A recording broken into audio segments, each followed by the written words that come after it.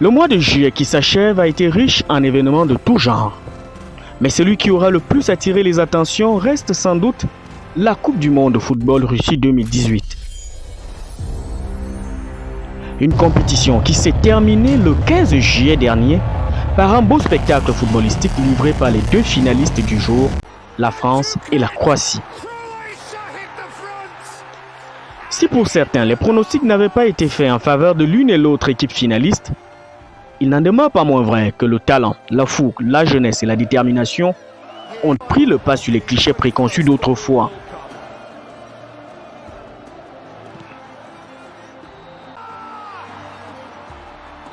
Ainsi, les plus attendus ne sont pas arrivés au sommet.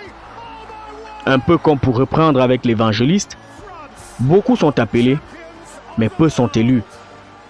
L'Allemagne, le Brésil, le Portugal, la Colombie, le Mexique, tous ont été éliminés.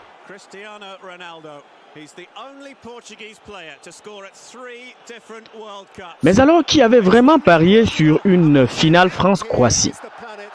Ces équipes affichaient-elles des signes probants pour envisager les retrouver au podium? En somme, qu'est-ce qui a œuvré à leur ascension? Dans le cas de la France, l'encadrement dont bénéficie cette équipe allie à la fois expérience et réalisme.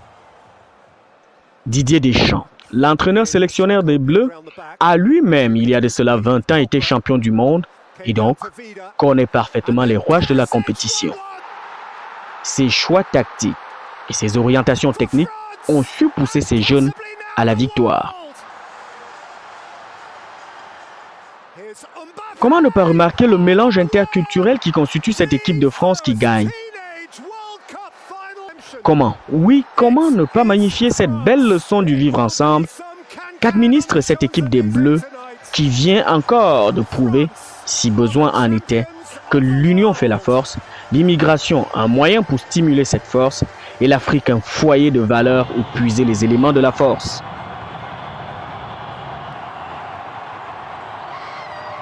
Porter tout un continent vers la joie, faire honneur à tout un peuple, réinculquer les vraies valeurs humaines telles que l'égalité, la fraternité, l'amour du prochain, l'acceptation de l'autre tel qu'il est, voilà autant de vertus que peut présenter l'immigration.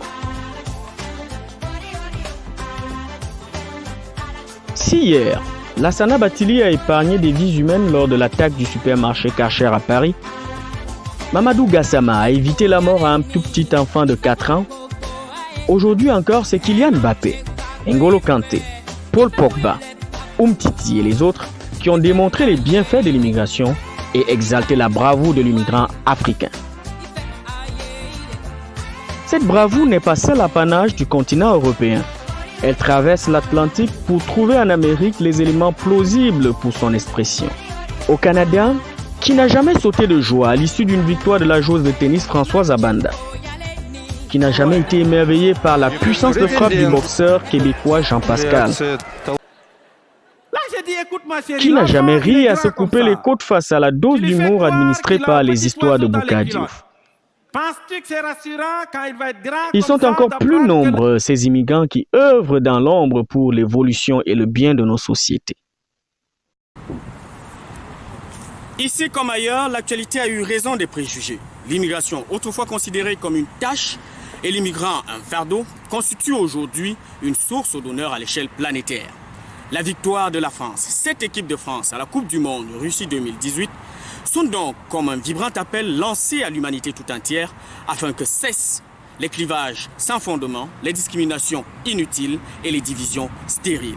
Tout immigrant, où qu'il soit, qui qu'il soit, peut apporter une plus-value à la société qui l'accueille, en autant qu'on lui permette d'éclore son talent et de présenter ses compétences. Joseph Tierno-Meunier, Convergence Télévision, Montréal.